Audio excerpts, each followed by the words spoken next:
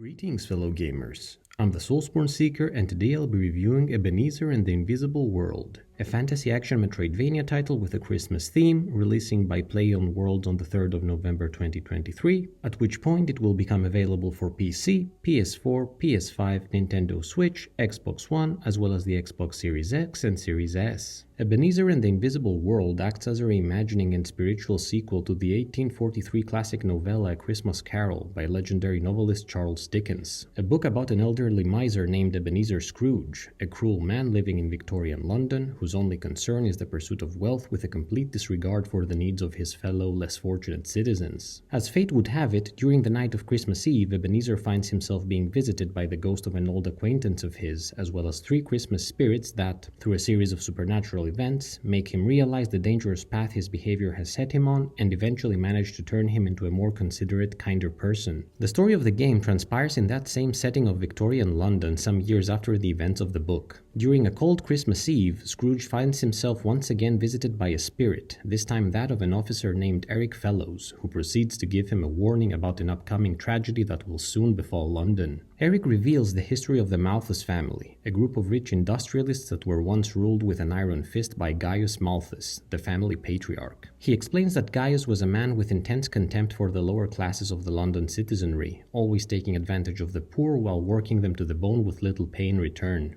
To make matters worse, there were rumors about a plan he was concocting that would rid the city of the underprivileged, whom he viewed as a cancer to be excised. However, London was spared from any such malediction as Gaius died suddenly, leaving behind his only surviving son, Caspar, to handle the family's industrial empire. Eric, being Caspar's childhood friend back when he was still alive, held hope that everything would become better for the family now that Gaius was gone. Unfortunately, things only got worse for the working class, with Caspar continuing the work of his deceased father with fervent zealotry. Refusing to allow his still living friend to suffer damnation in the afterlife, Eric visited Caspar to warn him of the dangers his behavior was leading him towards, and, just like with Ebenezer, the three spirits of Christmas manifested before the new head of the Malthus family, showing him visions of a future in which he has wasted his life away in pursuit of his father's horrible dream, eventually leading to his death in the wake of an unfulfilled life. To Eric's satisfaction, Caspar appeared repentant and vowed to change his ways, but it was soon after that a new spirit visited him, a dark entity that managed to convince him to use the visions of the future he had seen in order to achieve his father's dreadful dreams much sooner. It is now a year since that fateful night, and Caspar's mysterious plan to eradicate the masses is almost complete. Still wishing to save his friend from an eternity of torment, Eric requests Ebenezer's assistance to fight back against the forces of the Malthus Empire and search for a way to convince Caspar to change his path before it truly is too late. The game's plot is very engaging, unfolding in front of you mainly via dialogue, environmental storytelling, as well as a few beautifully designed cutscenes, all of which fall in line with the narrative style of the novella the title was based upon, utilizing appropriate period language and featuring areas you would expect to find in Victorian London. While there are a few twists and turns here and there that can keep you guessing, the main power of this tale lies in its message of morality against corruption and the eternal battle of good versus evil, which I believe it delivers quite gracefully with the help of a huge cast of colorful characters, all with their own stories to tell, as well as the history of the setting itself, with London being a major multi-layered character of its own. The first thing that will probably stand out to you in relation to this game is its presentation, and with good reason. Ebenezer and the Invisible World boasts some of the most amazingly hand-drawn visuals I have ever seen in the genre, with the various sections of London designed painstakingly with lush colors and minute details that are meant to immerse you into the Yuletide season, making each image look like a painting you could easily frame. From the main city to the observatory, all the way to the more disturbing biomes of the map, such as Bedlam Asylum, the artists have filled each segment with numerous elements that flesh out the world,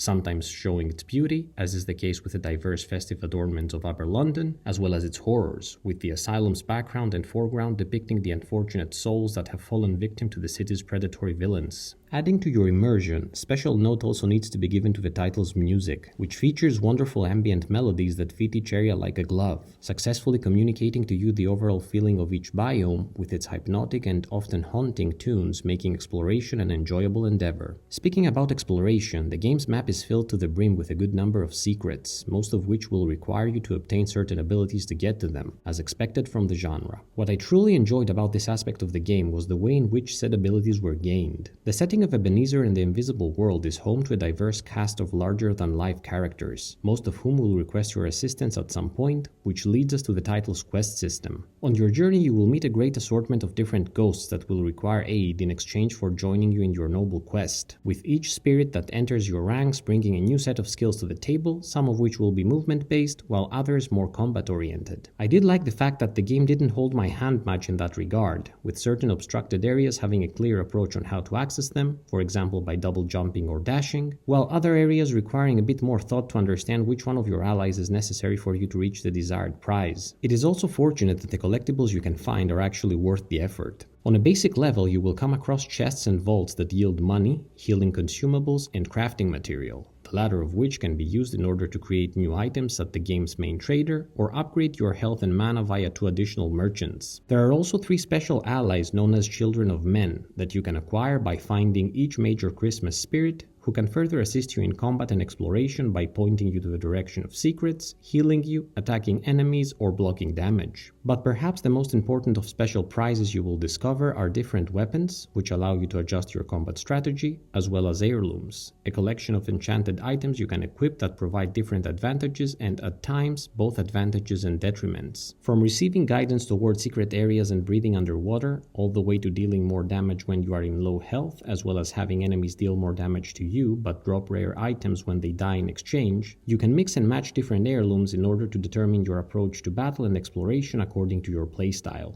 On a final note for exploration, I do need to say a few things about the game's map. On the positive side, the map was quite clear to navigate and also offered some color coding for you to know which areas may still have paths you haven't explored, as well as save points, fast travel sections, and merchant locations. The only additional thing I would have liked to see would have been waypoints for quest-related characters. As for the fast travel system, you are able to quickly go from one area to the next by making use of a train, which I found charming, though I would have maybe liked to see a couple of more spots with train stations. Combat-wise, I have to say I really enjoyed the diverse armaments the game offered when it comes to disposing of enemies, something that is largely owed to the great collection of ghosts available to you, as well as the numerous weapons that you can discover and equip. When it comes to the spirits that join your team, while some of them are aimed toward exploration, the majority are identified as combat ghosts, with each one allowing you to unleash a devastating blow to your foes at the cost of spirit energy, which is the title's equivalent to mana. Said ghosts can also be upgraded by completing certain requirements, such as defeating a specific number of enemies with a given spirit's special attack. Each ghost's offensive ability is unique and can be applied to different situations depending on your predicament at any given moment, and while not all of them are necessary in order for you to emerge victorious in your journey, I thought it added a welcome component of variety into the mix, as I enjoyed keeping things fresh by trying my hand with all the different allies I got. In relation to weapons, the game starts you off with a basic cane, but you soon start discovering additional arms, all of which have a unique way of destroying your opponents. From the spirit chain, which allows you to approach battle from a distance, to the spirit axe, which is slow but deals massive damage, all the way to my favorite spirit saber, which is focused on delivering a flurry of slashes, there's something here for everyone. Add to that the 3 spirit allies mentioned previously, as well as the combat-oriented heirlooms, and you have a veritable playground for you to wreak havoc on the bad guys in various ways. On the topic of bad guys, I do want to make reference to the game's bosses, which were a bit of a mixed bag for me, with my 2 largest complaints being aimed at the first 2 big bads that I dealt with. When it came to the first boss I squared off against, I noticed that it was quite hard for me to make any attack pattern reading based on any sort of warning animations, as is usually the case with boss fights, meaning that for the most part I was frantically jumping around while trying to guess where the next attack will be coming from. As for the second boss, while the attack pattern animations were fine, I found the coloring of the various rocks he throws at you to be very dark and practically matching with the background, which led to me sometimes getting hit out of nowhere. I had no quarrel with the rest of the bosses, all of which I enjoyed, both in terms of design as well as the combat itself. When it comes to the game's overall difficulty, I found it to be tough at the beginning, especially in its first couple of hours, with it becoming progressively easier the more equipment I discovered. It was challenging enough for me to struggle a bit in certain areas, but never to the point of frustration by feeling any sort of unfairness. The more I got used to my playstyle, the more efficient I became when it came to combat and platforming. In terms of length, it took me a bit over 7 hours to finish Ebenezer and the Invisible Invisible World with a completion rate of about 90%, with a projected additional hour to find a few remaining heirlooms and complete a couple of residual side quests. I'll admit I'd have liked for the game to be a bit longer, but I think that speaks more to the way it made me want to spend more time in its world rather than anything else. In conclusion, I truly enjoyed my time with Ebenezer and the Invisible World. I was fully immersed by its beautiful visuals and haunting music, I felt engrossed by its story, I loved the combat variety, I had fun with the platforming segments, and I thoroughly enjoyed the exploration. Things could have been a bit better with a few of the bosses, and admittedly, once I found some excellent pieces of equipment, the game's combat difficulty dropped quite a bit, but I must say that my overall experience of the title was a positive one, with Ebenezer and the Invisible World being novel enough to be considered a worthy addition to the genre. My final verdict on Ebenezer and the Invisible World is 8 out of 10. What did you think about Ebenezer and the Invisible World? Have you played it yet? Do you agree with the points I mentioned, or do you see things differently? Let me know in the comments below, and please subscribe if you enjoyed this video. As always, thank you so much for watching. Until next time, Soulsborne Seeker out!